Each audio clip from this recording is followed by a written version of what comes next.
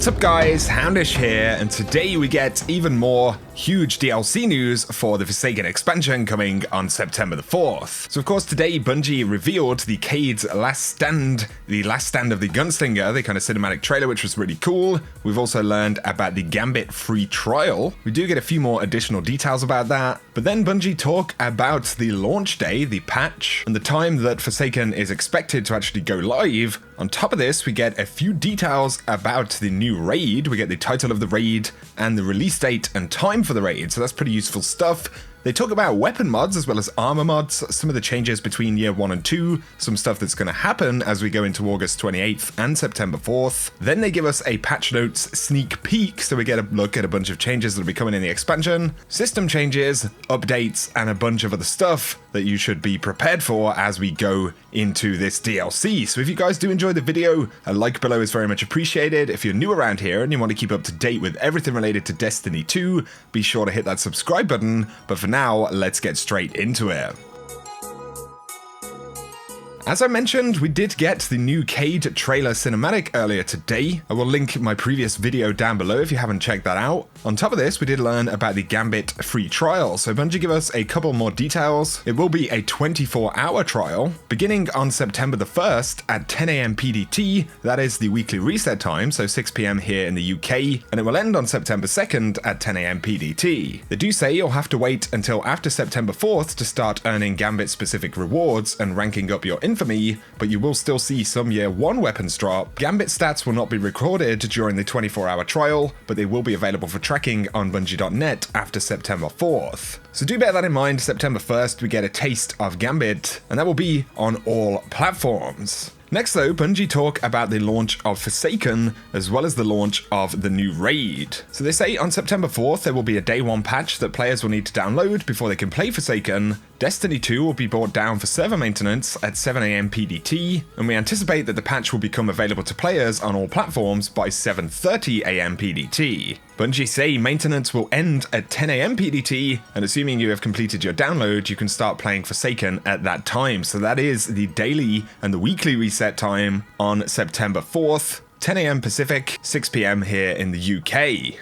And that is when Forsaken will go live. We do get more details about some of the updates and things to know in just a moment, but they talk about the new raid. So Joe Blackburn from Bungie says, Forsaken is proof that the full Destiny 2 experience is just beginning when the campaign comes to a close. With so many new things to do and so much power to gain, we knew that players would need more than just 3 days to prepare for the incredible challenges of Forsaken's raid. And that's why Last Wish, the next chapter in Destiny's raiding legacy, goes live on September 14th at 10 AM Pacific, a week and a half after you'll first have set foot in the Tangled Shore. So we won't be getting the raid in the first week, it will be in the second week for Forsaken, which I'm personally a fan of. I don't mind having a little bit more time to kind of get through some of the other content. Of course, it's going to take longer to actually level up this time around compared to various other stages that we've been through in Destiny, but I'll be curious to hear what you guys think. That is just my opinion. Do you think having the raid launch a little bit later is a good thing? Personally, I'm pretty happy about it. We do get confirmation the raid will be called Last Wish, so it's going to be immensely interesting to jump in. Let me know if you're planning to go into the raid when it launches. Next though, Bungie talk about mods, and one of the main things they talk about,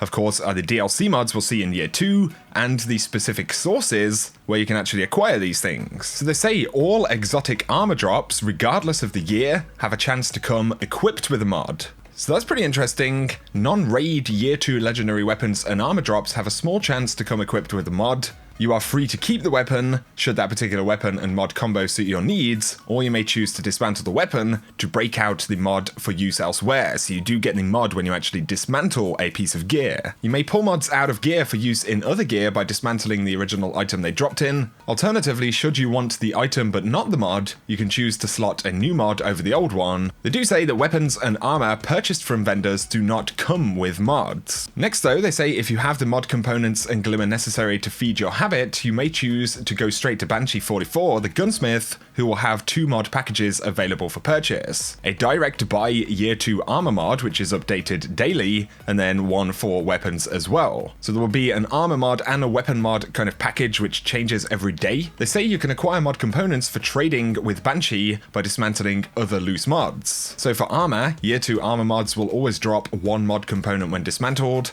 Year 1 legendary armor mods always drop 1 mod component when dismantled, but for Year 1 rare mods, they will have a small chance of dropping 1 mod component. So this is when we break down the mods we have right now, which are becoming largely redundant. For Year 2 weapons, the mods will always drop 1 component and a legendary shard when dismantled. Year 1 legendary weapon mods always drop 1 mod component and gunsmith materials when dismantled, and then once again we have a chance when you dismantle the rare weapon mods. They say finally this one goes out to the Year 2 armor mods and the Year 1 armor that loves them. As of the launch of Forsaken on September 4th, Year 1 armor mods in your inventory will cease to work but can be dismantled or traded for materials. Year 1 armor mods currently equipped into Year 1 gear will cease to work but remain slotted into the armor. And we can see right here, you have the option to actually break them down, but they won't do anything. So that's a bit of a breakdown of how mods are going to be changing. It's definitely worth holding on to what we have now for some of these presumably new components to get new mods. Up next though, they give us a patch notes sneaky peek. This is regarding all kinds of different stuff. So they talk about changes by class. For the hunter, marksman's dodge is now considered a reload.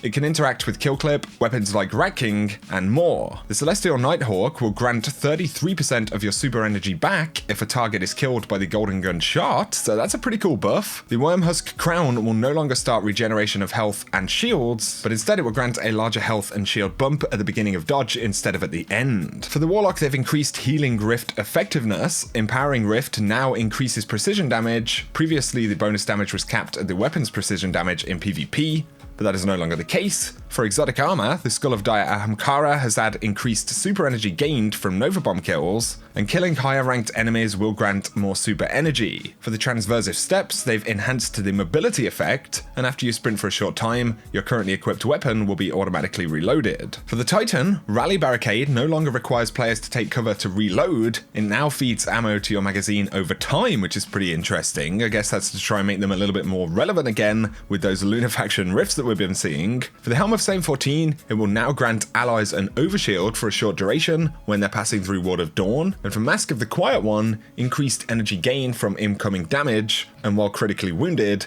health will be granted from kills. Next, they speak about grenades. So the Axion Bolt has had increased base damage, and they've increased the amount of time it takes for tracking strength to lessen, so they are going to be quite a bit more lethal. Increased base damage for flashbang grenades, and increased base damage for the incendiary grenade. We see the same thing for the storm grenade, but then for the scatter grenade, they've retuned the range and fall-off ranges for the detonation for more reliable damage. Then we have magnetic, fusion, and flux grenades, of course the stickies. They've increased the base damage. Damage is now the same whether a target has been stuck or simply walked over a grenade when detonating. Magnetic grenade will now detonate a second time only if it's attached to a target, and the second detonation no longer only occurs on the grenade itself, and will now be applied to each individual target hit by the initial detonation. For the Skip grenade though, they've increased the impact of each Skip drone, and for Void Wall, they've increased the initial damage of the Void Wall wave, so when it actually kind of fires out. Misc quality of life changes. So we've got swords having the ability to accept shaders. They've added a timer to the status effect for Healing Rift, Empowering Rift, and Rally Barricade to communicate the time remaining.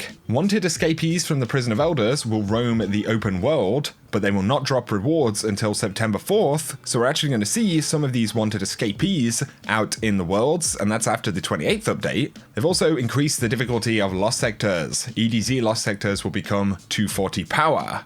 That's just one example. Then there are actually changes for Xur. His will is not his own. He will no longer display a vendor icon on destination maps, and will no longer be tied to flashpoints. So Xur will basically be able to appear in any location from what they're saying right there, but you won't actually see him on the map. So Xur is going to be pretty difficult to find by the sounds of it. The Fated Engram is being nerfed and will only grant pre-Forsaken exotics. So basically they're trying to avoid folks being able to really benefit from the Fated Engram, especially early on in Forsaken. Maybe it's something they'll bring back or update to allow Forsaken exotics a little bit later down the road. Or this could be, more of a permanent change. That is entirely possible as well. So pretty interesting stuff. Let me know what you guys think down below. Now though, we get information about the update itself on August 28th. So this is the main preload for Forsaken, bringing a lot of changes. So on Tuesday, August 28th at 9:30 AM PDT, players will no longer be able to log into Destiny 2. Shortly afterwards, the actual servers will be taken offline for maintenance. At 10 AM PDT, the update will actually begin rolling out, so folks will be able to start attempting to download the update on Tuesday, but it will take until 2 PM PDT, which will be 10 PM here in the UK, and that's when the maintenance is expected to conclude and we can actually jump in and take a look at some of the August 28th update stuff. And of course, at this point, players will no longer be able to access Destiny 2 or participate in Solstice of Heroes, so do bear that in mind. And they list the following changes to expect with Update 2.0. So Year 2 weapon slots will be live to all players. Weapons that overflow players' inventories will be sent to the Postmaster. Year 1 slots equipped with weapons that are moving due to this update will remain empty until players equip another weapon. So they speak about the weapons that will become kinetic. Alone as a God, the Balagant Shotgun, the Frigid Jackal, Hawthorne's Fieldforge Shotgun, Perfect Paradox, Shepherd's Watch, and the Silicon Neuroma. The following Year 1 power weapons will have their element attribute changed and locked to Solar, and that is the Ikelos Shotgun and the Sniper Rifle. They do say the following Year 1 exotic power weapons will remain in the power slot, so the Darcy, Legend of Acreus, Tractor Cannon, and the Whisper of the Worm all staying in that heavy slot. They reiterate that all of the Year 1 energy and power weapons will have the element attribute locked for Year 2, and of course a new ammo economy will be live to support the Year 2 weapon slots. Exotic weapons, armor, and emblem collections will be unavailable until the 4th of September. Some tooltips may not reflect actual item behavior, so sometimes the UI will actually display things incorrectly. Exotic weapons will lose their +5 power mods in preparation for September, and that'll be the same for legendaries, but then the Year 1 armor mods will be deprecated entirely starting on the 4th of September. On top of this, Nightfalls will not feature their strike scoring until 4th of September, so some things are being turned off. Following the weekend of August 24th, Trials of the Nine will be on hiatus, and trophies and achievements such as the Lest Ye Be Judged achievement will not be available to players who have not yet unlocked it. So they do say players who want to get that will need to try and do it before the end of August 24th. This is also going to affect some of the Solstice armor objectives because of course Prestige Nightfalls are being locked away. So essentially you want to get that stuff finished before we get to the 28th. So guys, there is a bunch of the technical and just general stuff going on right now. Of course, so much stuff in the game is changing, so there is a lot of stuff to really break down. August 28th next week is going to be a pretty exciting one, but that pretty much rounds up this week at Bungie for today, guys. So let me know your thoughts on any of it down below. If you found the video useful, a like is very much appreciated. If you're new to the channel, be sure to hit subscribe to see a lot more D2 content. But for now, whatever you guys get up to, I hope you have an awesome day.